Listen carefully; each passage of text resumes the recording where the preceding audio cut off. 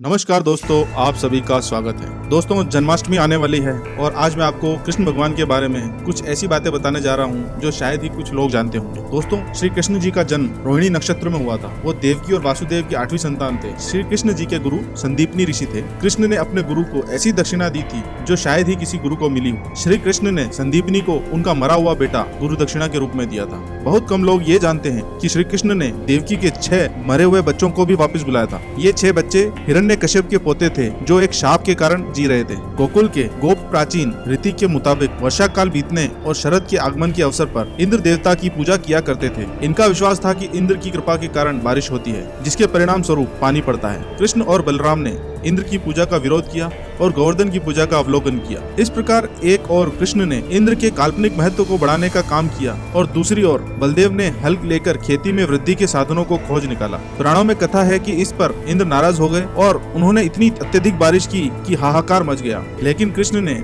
बुद्धि कौशल के साथ गोवर्धन गिरी द्वारा गोप गोपिकाओं और गायों की रक्षा की थी। इस प्रकार इंद्र पूजा के स्थान पर अब गोवर्धन पूजा की स्थापना की गई। फ्रेंड्स, द्रौपदी चीरहरण के समय उनकी साड़ी कृष्ण ने बढ़ा दी थी, ये सबको पता है, लेकिन इसके पीछे की पूरी कहानी बहुत कम लोग जानते हैं। जब श्री कृष्ण ने शिशुपाल का वध अपने सुदर्शन चक्र से किया था, तब उनकी उंगली थोड़ी सी कट गई थी। उस समय द्रौपदी ने अपनी साड़ी का पल्ला फाड़कर श्री कृष्ण की उंगली पर बांध दिया था। तब श्री कृष्ण ने उनसे कहा था कि द्रौपदी, मैं तुम्हारे एक एक सूत का कर्ज उतारूंगा। श्री कृष्ण की 16,108 पत्नियां थी फ्रेंड्स, जिनमें से 8 उनकी रानियां थी और 8 रानियों में से श्री कृष्ण के 80 बच्चे थे। श्री कृष्ण की पत्नी रुक्मिणी को लक्ष्मी का अवतार माना जाता है। सभी 8 रानियों के 10-10 पुत्र थे। श्री कृष्ण और बलराम की बहन सुभद्रा थी। सुभद्रा वासुदेव और रोहिणी की बेटी थी। बलराम उनकी शादी दुर्योधन से कराना चाहते थे, जबकि रोहिणी और बाकी लोग ऐसा नहीं चाहते थे। इस स्थिति से बचने के लिए श्री कृष्ण ने अर्जुन को सुभद्रा का अपहरण करने की सलाह दी। इतना ही नहीं, श्री कृष्ण ने सुभद्रा से कहा कि वो रथ की कमान संभालेंगी, जिससे यह अपहरण ना लगे। श्री कृष्ण के साथ भले ही राधा का नाम हमेशा से जुड़ा सुनाई दिया हो, लेकिन क्या आप जानते हैं कि किसी भी धर्म में राधा का जिक्र तक नहीं है। महाभारत या श्रीमद् भगवद गीता, दोनों में से किसी भी धर्म ग्रंथ में उनका नाम नहीं लिया गया है। जयदेव ने पहली बार राधा का जिक्र किया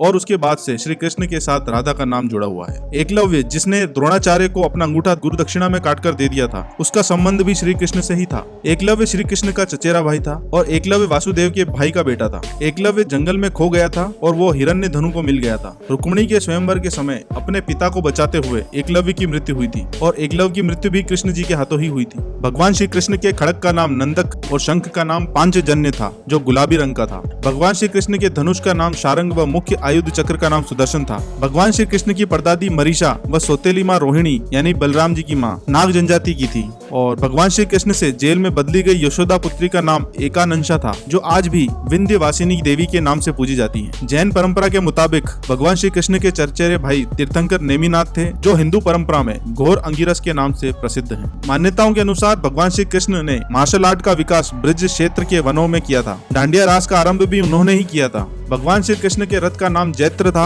और उनके सारथी का नाम दारुक अथवा बाहुक था। उनके घोड़ों के नाम शैव्य, सुग्रीव, मेघपुष्प और बलाहक थे। भगवान श्री कृष्ण की त्वचा का रंग मेघ श्यामल था और उनके शरीर से एक मादक गंध निकलती थी। भगवान श्री कृष्ण की मांसपेशियां मृदु परंतु युद्ध के समय विस्तृत हो जाती थी, इसलिए सामान्यतः लड़कियों के समान दिखने वाला उनका लावण्यमय शरीर युद्ध के समय अत्यंत कठोर दिखाई देने लगता था। जन सामान्य में यह भ्रांति स्थापित है कि अर्जुन सर्वश्रेष्ठ धनुर्धर थे, परंतु वास्तव में कृष्ण इस विद्या में भी सर्वश्रेष्ठ थे और ऐसा सिद्ध हुआ मृद राजकुमारी लक्ष्मणा के स्वयंवर में, जिसकी प्रतियोगिता द्रौपदी स्वयंवर के ही समान परंतु कठिन थी। यहाँ कर्ण व अर्जुन दोनों असफल हो गए और तब श्री कृष्ण ने लक्ष्य वेध कर लक्ष्मणा की इच्छा पूरी की, जो पहले से ही उन्हें अपना पति मान चुकी थी। भगवान श्री कृष्ण ने कई अभियानों में युद्धों का संचालन किया था, परंतु इनमें 3 सर्वाधिक भयंकर थे। पहला महाभारत, दूसरा जरासंध और कालायवन के विरुद्ध और तीसरा नरकासुर के विरुद्ध। भगवान श्री कृष्ण ने 16 वर्ष की आयु में विश्व प्रसिद्ध चाणूर और मुष्टिक जैसे मल्लों का वध किया था। मथुरा में दुष्ट रजक के सिर को हथेली के प्रहार से काट दिया था। भगवान श्री कृष्ण ने 2 नगरों की स्थापना की थी। पहला द्वारिका, जो पहले कुशावती के नाम से जाना जाता था, और पांडव पुत्रों के द्वारा इंद्रप्रस्थ, जो पहले खांडवप्रस्थ के नाम से जाना जाता था। भगवान श्री कृष्ण ने कलारी पट्टू की नींव रखी, जो बाद में बोधि धर्मन से होते हुए आधुनिक मार्शल आर्ट में विकसित हुई। भगवान श्री कृष्ण ने श्रीमद् भगवद गीता के रूप में आध्यात्मिकता की वैज्ञानिक व्याख्या दी, जो मानवता के लिए आशा का सबसे बड़ा संदेश थी और सदैव रहेगी। तो फ्रेंड्स, ये थे कुछ फैक्ट्स जो कृष्ण भगवान के बारे में बहुत कम लोग जानते थे। मैं उम्मीद करता हूँ आपको मेरा ये वीडियो पसंद आया होगा। अगर हाँ, तो मेरे इस वीडियो को लाइक जरूर करें और मेरे चैनल को सब्सक्राइब करके नोटिफिकेशन बेल दबाना न भूलें। धन्यवाद। हैप्पी जन्माष्टमी।